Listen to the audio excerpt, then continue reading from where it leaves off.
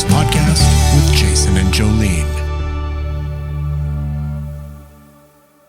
Welcome to Season 3 of the Into Greatness Podcast with Jason and Jolene. I am Jason. I'm Jolene. And we're back. We are. Holy cow. Feels good. It does. Fast and Furious. It's been a while, too, since we've done this. I feel like late June. Late June? Yeah, because you guys stopped hearing us mid-July or something. I think. We stopped recording mid-June, and then the episodes rolled into July, and it's been a few months now. Yeah. How have you been? I don't know.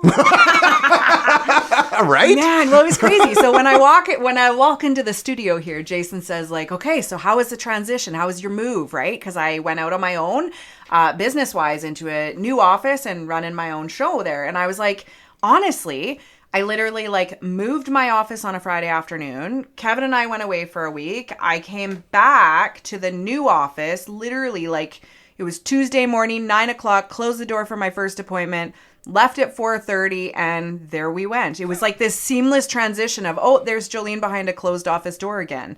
And that was kind of it, right? It was really neat. So my clients got this new location for me, and then I'm also working from my home office more. But nothing really shifted in my business all that much.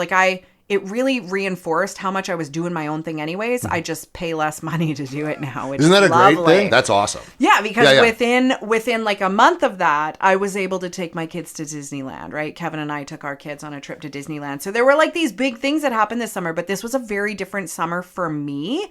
And I'll talk about themes about that. But in a snapshot, Jay, how was your summer? How are you doing? It was really good. It was busy. So we were done at the end of mid-June recording. So right after that, I had a book and a movie come out, right? And they were both at this event called Monster Fest. So I flew out to Eastern United States for that, which was really cool. It's pretty exciting. It doesn't happen all the time to everybody. That was pretty neat. And then, the same kind of thing. I went right into this landscaping part-time and then writing this other book, part-time. And it's the same sort of thing that you're saying. It's just, life just suddenly just started ticking by. Days went by, weeks went by, months went by, and now here we are again. It's it doesn't feel it feels like a long time, but it wasn't a long time at the same time. Life just fell into a routine.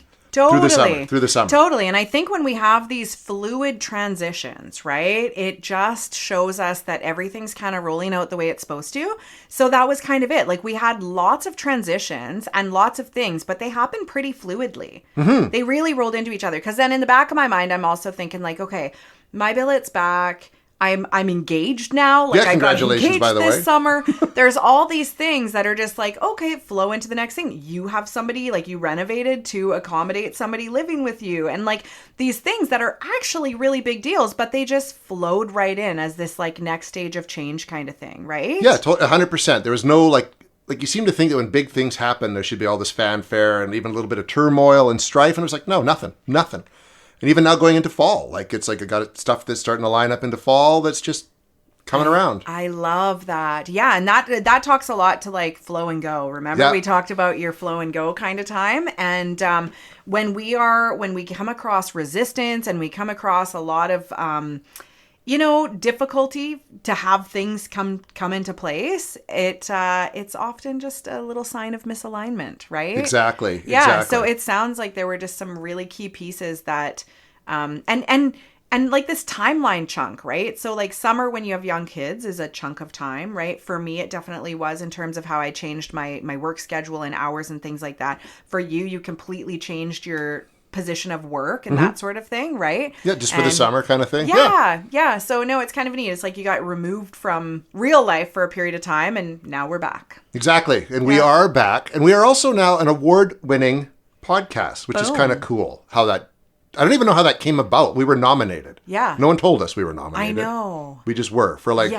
best podcast, Kamloops-based podcast. Yeah. And we won the bronze. Yeah, which is pretty awesome because we've only been out for 2 seasons. Yeah, and the other shows, one of them, the Drunk in the Graveyard show, I know they've been podcasting for years now, and they're involved with the Kamloops Film Society. They put on the Dark Fest screenings and all that. And of course, the other one's the Kamloops Blazers podcast that John Keane from Radio NL co-hosts. That's kind of a big thing. That's a big deal. So the fact that we did really well it makes me pretty happy. Yeah, it was really cool. And it also is really like, I don't know about you, Jay, but when I get those kind of recognitions, it really gets me jazzed to keep doing what I'm doing, because I'm like, oh, this makes a difference. Or like, oh, cool. Like it's landing where we want it to land, which is on more ears. People are paying attention. Yeah. Which is a nice feeling. Yeah, right? Because we're here offering it up. And if it's not going to benefit people, then let's turn our energy to something that will, right? Yeah, exactly. But now it's like, okay, this is a nice validation to keep doing what we're doing. So thank you, whoever nominated us for one. Totally. And thank you to all those who obviously voted to have us be in the top 3, which is pretty neat. There's a lot of podcasts nominated. I didn't know there's that many podcasts in Kamloops. I didn't know that either. Yeah. So that's really exciting. So with that, last year we kind of evolved into having guests on the season, and we really kind of branched out in those areas, which we're going to continue to do. So while Jason and I stand here and kind of brainstorm, let's just think a little bit about like themes that came out of last season into this season, which is really like over summer, right? Like in the last few months, what themes have been starting to emerge that we are going to bring to this podcast? Because just like whenever I run my workshop, people are getting a new current version of me every time. So I'm bringing those shifts and adjustments to my facilitation of it. You're getting the same thing. So when we're making changes and shifts in our life, we're obviously bringing that lens and that energy into the content that we're bringing here. So, for yourself, what kinds of things came up this summer that you're like, yeah, I can see myself being influenced by this in the approach that I bring to the podcast? Okay, well, one of them, it's kind of this, it's something I've always struggled with, but I'm kind of working on it. And that is the act of acceptance. And kind of the big thing that's pushing it for me is I did a manual labor job all this summer, like I did the summer before. And I'm realizing I'm not an old man. I'm not a young man anymore either. And there's certain things physically that are just really, I can't do anymore.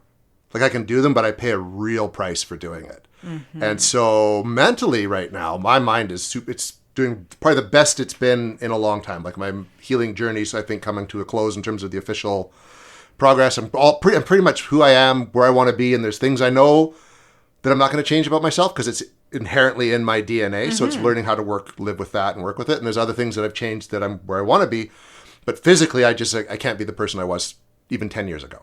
Yeah. Like it's just not there, and that's been a big bitter pill to swallow, right? Jay. As someone who's been very active and who's like, does boxing and all that kind of stuff. And it's just like, wow. And here's the thing. You're very physically fit. Yeah. I'm fit. Like I am fit. I'm in the best shape I've probably ever been in my life. But it's not even a but.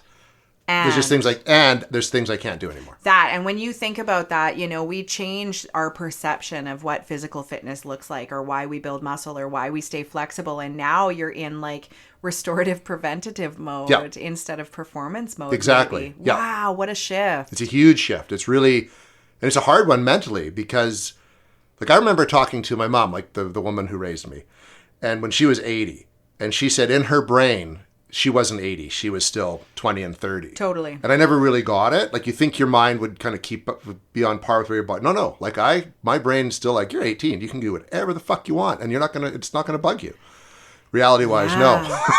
It's one of the most common things I hear from like guys around your age is like this, oh yeah, I can do that. Like about 4 weeks, I could drop 20 pounds or this or that. And then like, I've heard so many people be like, actually, no, my 40-year-old self could, or my 30-year-old self could, right? Like we have these, and then for women, it's perimenopause, right? Yeah. It's which my wife's right in the middle of right now. All of these, she is a bitch, man. Not just No, but I know perimenopause.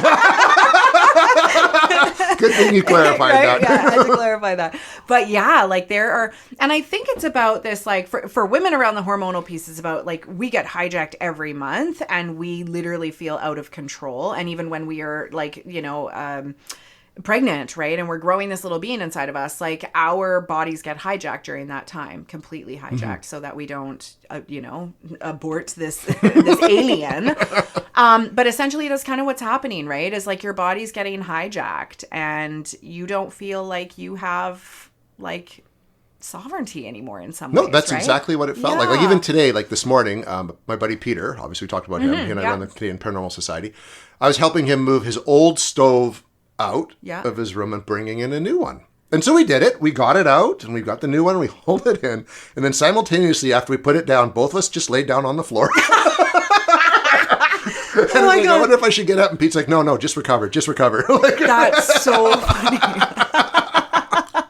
well, I was like, could I trouble you for a glass of water, Pete? And he's like, okay.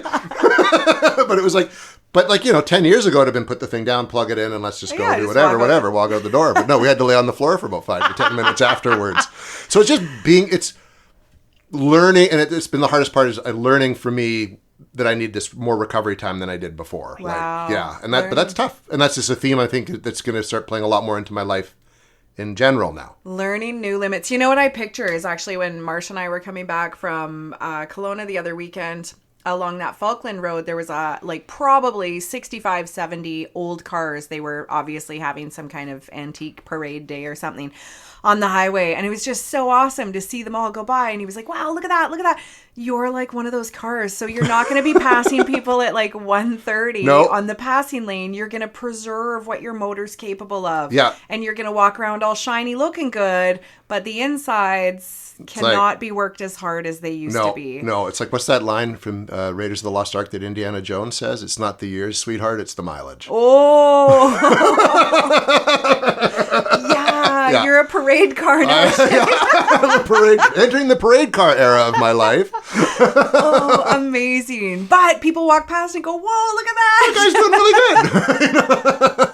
I love it. Okay, so forced transitions. I have a piece of paper here, guys. Writing it down. So forced transitions. And this actually comes up in so many different areas of our life. Sometimes this happens. Actually, quite a few of my clients are going through some of these things work-wise. Positions are changing and things like that. We get forced into different transitions. I remember for myself when I had kids, I was forced into transitions, whether it's work-wise or just even my body or the way I plan my days, right?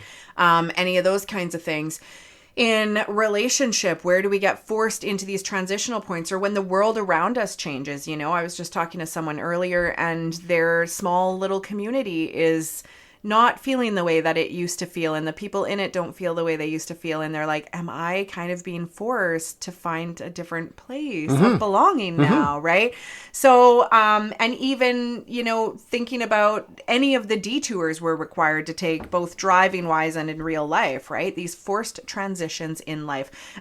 Big ones when kids graduate, when people graduate, they're like, I don't know what to do, and if I'm not going to university, what is this next? Like, where do I jump off this diving board into, right? So forced transitions and the resistance. So when you naturally have a don't fucking tell me what to do kind of wound, what's that like? Yeah, and how do you deal with it, right? Yeah, totally. So how do we actually take more personal choice and allow it to be a process of choosing you? I'm not choosing because I can't. I'm choosing because I should if I want this, and this. Yeah. Yeah, exactly. Even just to maintain a normal, healthy, happy life. And one of the hardest things for us to do in Western culture is to choose based on what's in our best interest. Because we all have what we want. Yep. Or what we think we've earned or we deserve. owe other people. Or owe other people is a whatever big that one, be. It feels like, right? Yep, for sure. So with the small exception of the population out there that don't give a fuck and they do whatever the hell they want to do, regardless of how it impacts other people, we're not talking to you. But the rest of the population that do care about keeping other people comfortable when they're making their decisions of things, that's the part we're working on in that transition. Yeah. Okay. Any other things pop up in your life? Yeah, I think one that's come up, and it's last season we did an episode on how kind of mental health has become like all the rage lately. You know what I mean? Like it's cool. Pun intended. Pun intended. It's kind of cool to have a mental health thing you're working on. We talked about the normalization of it. The normalization of it, for sure. I think one part that's been lacking, and we've talked about this even like maybe not so much on the show, but behind the scenes. Like we've talked about how our audience right now has got a pretty good female following. Yeah. I'm sure there's men who do listen, but I think it's predominantly female. And I think that's something, when you talk to men, I know a lot of men in my age range right now that are feeling a bit lost, they're feeling a bit disconnected. I have one friend that has basically admitted he's been suicidal and all that. None of them will seek help to talk about it. And I think because there's a bit of a stigma, I think, still with going to counseling, but I think there's something within the system itself that doesn't cater itself to men. Yeah. Right? So maybe it's changing the language of how we talk about certain things just to sort of appeal to a male audience, for lack of a better word, right? Because this is for everyone. Yeah. This help. And that's kind of when we do the show, it's great because we bring a male and female perspective to what we're talking about. Yeah.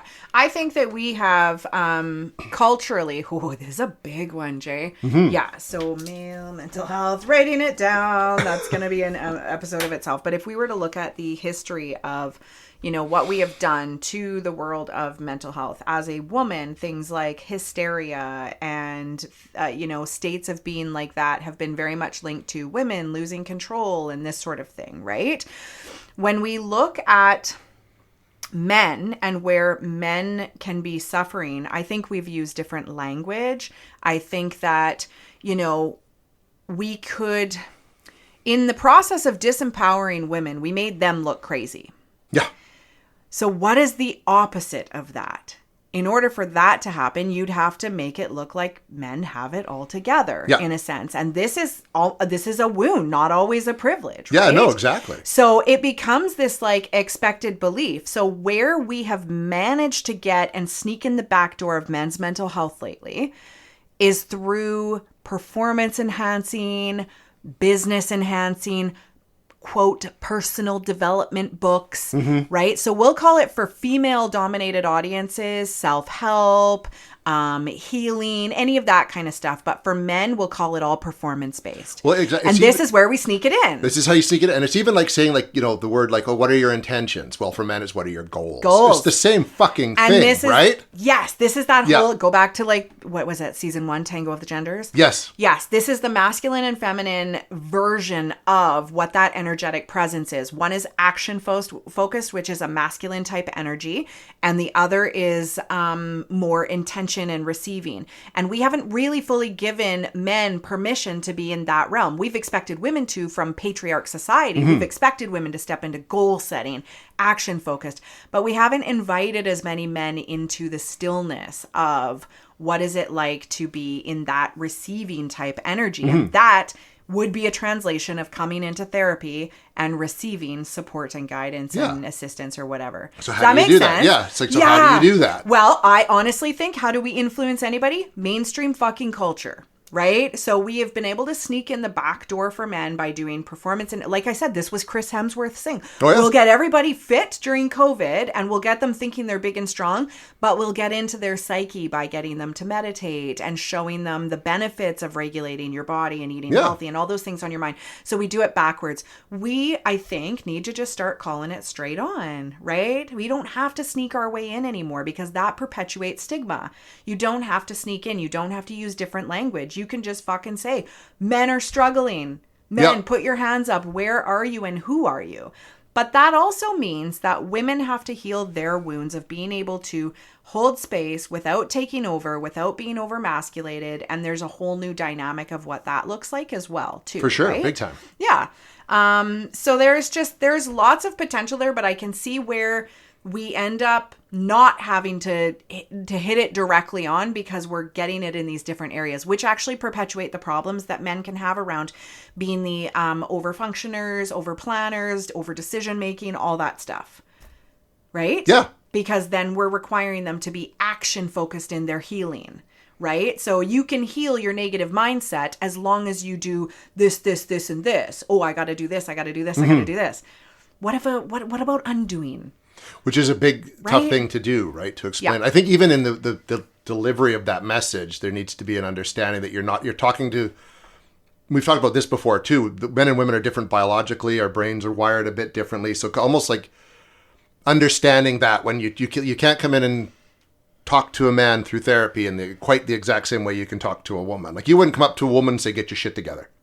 I mean, you could. At certain times, you might have to. Come to my office. Bitch, get your shit together. Anyway, I have. Right? Which is good. But you know what I mean? But like in a standard Totally. person, like there's a certain way even to deliver the message in a way that works for both sure. the genders. I can even just think about this the other day, having a chat with one of the dads in the hockey stands and just talking about the performance of the brain and when we do certain things and how this would show up as an emotion. And after that, here's a way we could process through and not be held back by the same kind of thing. So it's interesting because I even chose the language differently to focus on performance enhancing to make it more attractive and acceptable because it can shut people down just because we are conditioned to, but I can't be weak, No, yeah, no. So I'm like, oh, look at how you can be stronger. Yes, Like, exactly. And I think that's also it too, is until we can get trust and, people know they're not going to be judged, or there's no judgment and embarrassment there, then you can go into different language perhaps. I don't know. I think it'd be something that would be neat to explore. Yeah, as a possibility, right? For sure. Yeah. Yeah. Yeah. I'm interested more on your thoughts too, because obviously we are biologically different and we're talking about dudes. Dudes. Yeah. And one final thing I noticed out there, I didn't explain it very well pre-show when we were talking about it, but I think if you look at the world around you and how people are presenting themselves society-wise, there's a lot of vanity out there.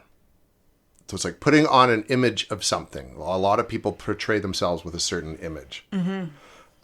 Probably maybe more so in older people, but even happens in high school. The pressure to sort of dress a certain way, peer pressure and all that. But I think I see it in adults too. Maybe it's just a Kamloops thing.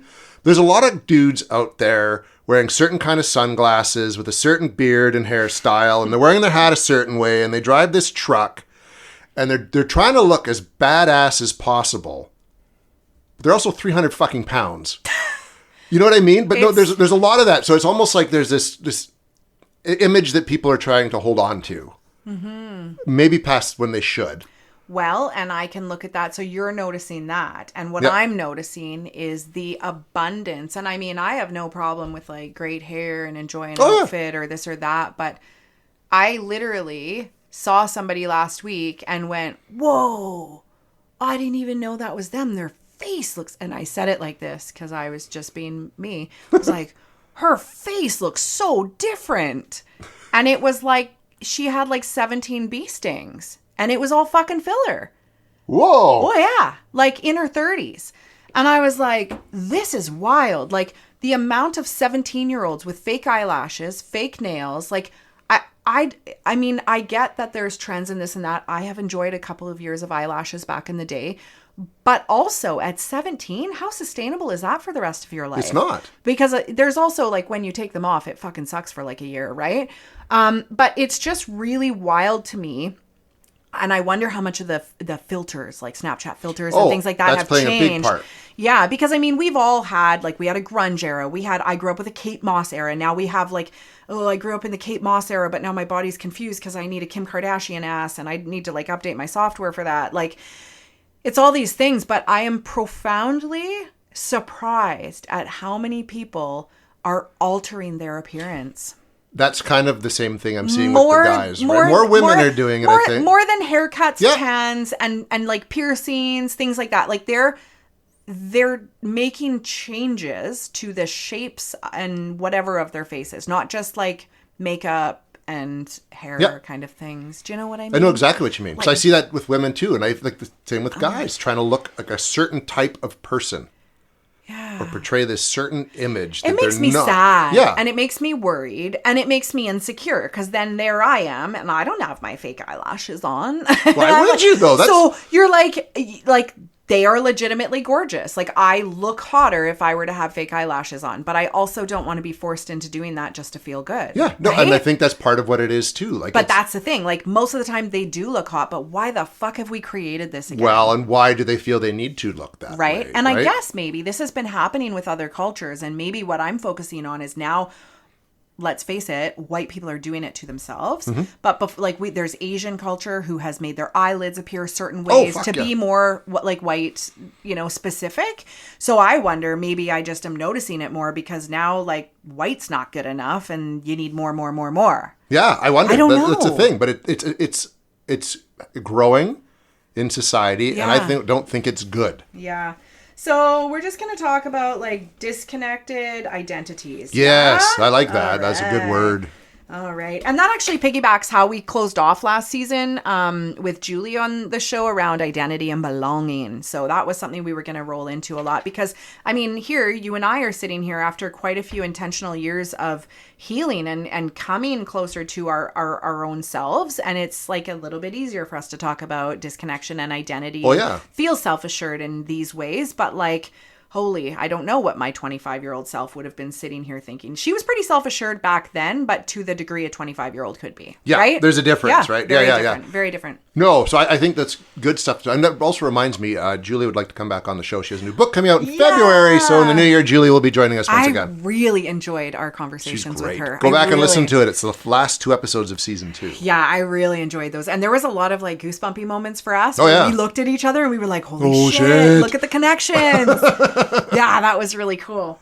Okay, anything else? No, those were kind of the big ones that have really stuck out to me. And I mean, I've got a kid who's turning 13 and there's a whole bunch of stuff we can draw from there. Yeah, so cool. Okay, so for me, I don't know. I think that I'm writing down the unknown right here. It is so funny. So Kevin and I got engaged this summer and it was actually really... It was amazing. It's wonderful because people, their first question is, when's the wedding? And I joke and I'm like, we don't even live in the same city. So we don't know yet. And it's so unconventional. And that's like this big unknown piece is like every story I had written about how you like get married, have kids, do this, do that. Like this version of a love story looks very different now because we've both had those things, right? So, you know, it was funny because he said to me, I'm not boyfriend material, I'm husband material. And that is like where both of us very intentionally were moving in our relationship very early and just knowing this and what we had both healed for. So it's funny to see other people's expectations, right? And we do this. We do this to, like I said, university students or graduates. Like, where are you going? What are you doing next? All these things, right?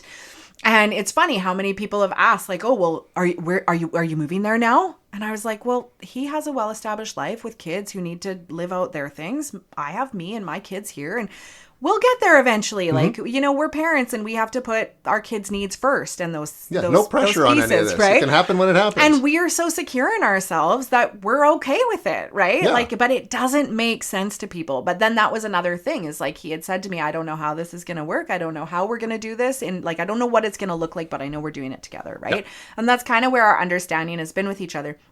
And I think, you know, when you can think about your transition in your career, right? You didn't always know what it was going to look like, but you knew it needed to be in that direction. Yep. For me, I didn't always know what the details were going to look like, but I knew I was making the right choices, right? So when we think about the way decisions were flowing out, like even with Ollie moving in and stuff, what happens 2 years from now? What's going to unfold in that 2-year connection of him being here? Who knows? Right? Like creativity-wise, whatever that looks like, you know? So it's really neat to think about the unknown, but also how the unknown leaves us so vulnerable and open for just a lot of like fear-based stuff. And sometimes the fear is other people's. Like I remember in my separation going through that. That's why I didn't tell anyone for so long because I was like, I don't want other people's fears of the unknown getting in my decision-making process. Well, most people do not like the unknown at all. Exactly. They can't stand it. And I actually like unknowns. As a kid, I hated them. I liked to know when everything was going to happen. I had like everything laid out, no surprises. But as I've gotten older, I like that. I like the surprise of not knowing what's going to come up.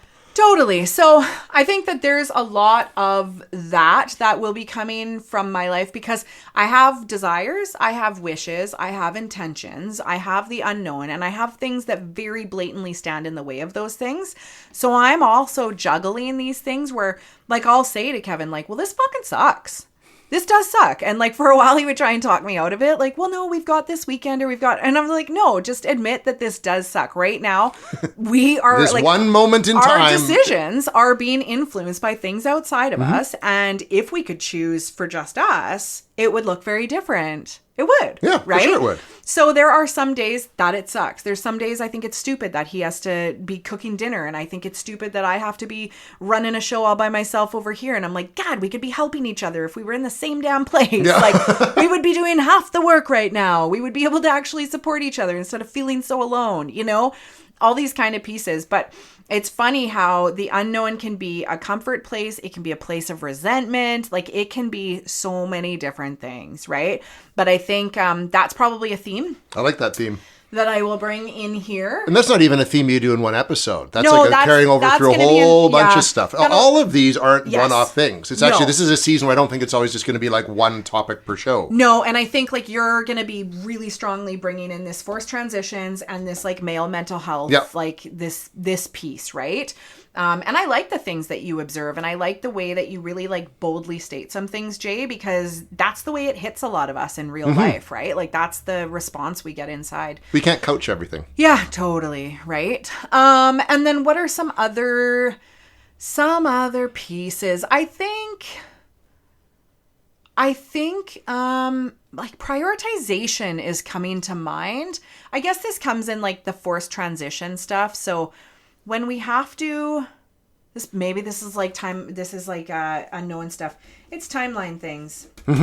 Knowing when to go slow, knowing when it's go time, knowing when we're being held back, knowing when we're being detoured. I think it's about, I think there's timeline things that I'm going to kind of bring forward here.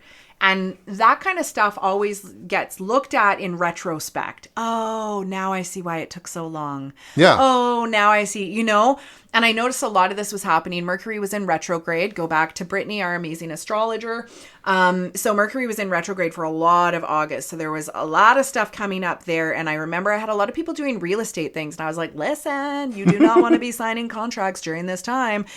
Lots of different things like that where people were like getting these big delays, and it's like, oh, right, this is why it took so long, because this needed to roll out or this revealed itself in that time. And when we're talking about this whole like flow of transitions and things like that, I look at timeline stuff a lot like that. And I also look at these like 10-year timelines, who's been popping back into your life like 10 years ago. Yeah. And what does that bring up for us around these like versions of ourselves or places that we've been and things like that? So yeah, these are constant conversations I have with people when they're bringing their micro issues into my sessions, and I can zoom out and look at the macro, if that makes sense. It does. Yeah. So I would say those are some pieces. And then presents, not presents. Maybe, not gifts? Maybe our Christmas episode will be about when presents. Shaniqua comes back. Shaniqua, I got your ass.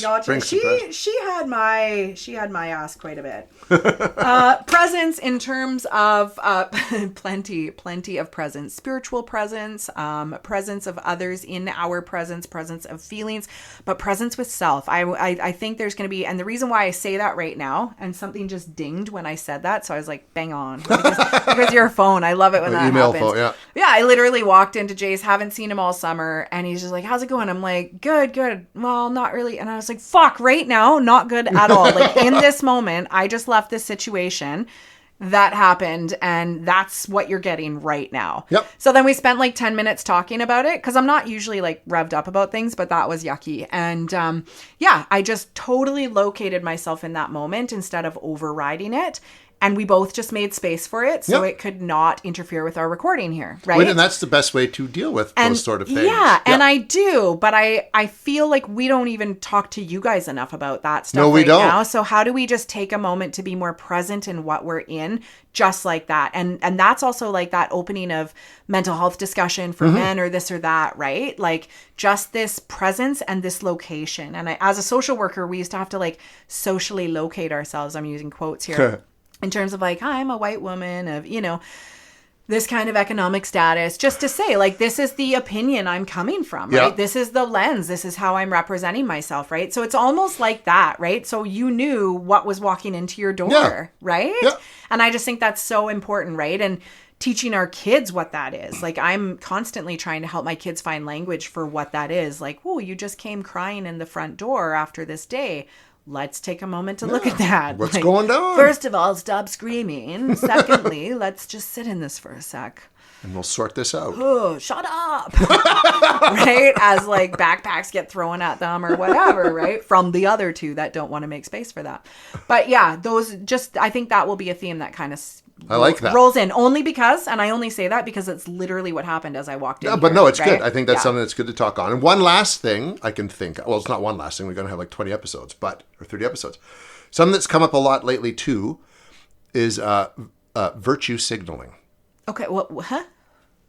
It's when I don't like using the phrase because it's always been adopted by the right to sort of poke at the left. Okay. But it's basically when someone talks about how much they give a shit about something, but they do it to make them look good. Okay.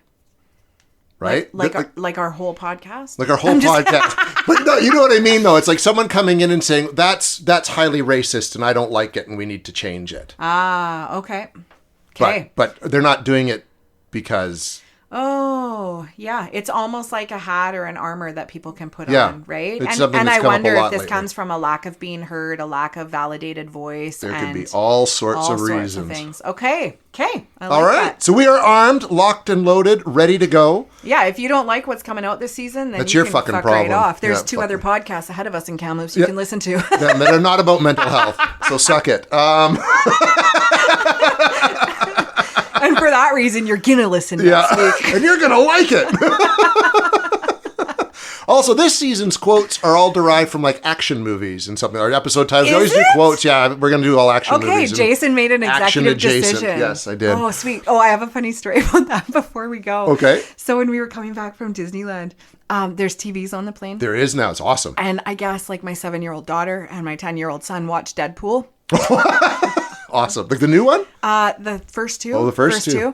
So then it was a pro D day not that long ago, and I was like, I'd never take my kids to the movie. Avatar was the last movie I'd been to. I looked it up, 2006. Yes, don't judge me. I was like, I should probably take my kids to the movie because they even like slammed me and they were like, you never take us to the theater, and I was like, yeah, because I'm not crazy or rich. Or rich. It's expensive. So anyways, I look online and I'm like, oh, I can do Deadpool and Wolverine. It was like a cheaper one. And I was like, we're not doing 3D because I have glasses and I just didn't want to. No, so anyways, I am sitting there, mom of the fucking year.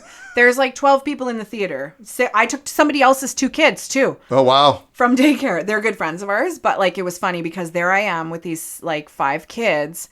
And the amount of adult humor and swearing It's rated in this R. They're movie, all rated R, Jolene. It was mature, I think. No, I don't no. know. So 18. They're all rated R. So when you said Deadpool, Oh I'm my like, God. I was like sitting there laughing, wishing I had an adult to oh, laugh it's with. funny as fuck. But I just kept So looking at my good. kids being like, you guys cool with this? You okay? And they are loving it. Yeah. So anyways, I was like, ooh, Mom of the Year award goes to. But I never watched movies. I truly enjoyed it. It was so funny. I hadn't seen the first 2. But It's anyways, amazing. they were like, Mom, haven't you seen the first 2? Like, there's so much swearing. And I was like, no, I had not, guys. If you knew me like Jason knows me, you would know I don't watch any movies. At all. So good. You picked a good one to watch. Oh my You gosh. picked a good one to watch. So I am looking forward to the action movie quotes Oh, and yeah. all that. There's a couple I jazz. can pull from that one even. Sweet. Yeah. Oh, that would be funny. It would make me laugh. 2 things. Your Taylor's a predator. Anyways, Okay. that wraps up this episode. We're back next week with your next favorite episode. Until then, I'm Jason. And I'm Jolene. Talk to you next week.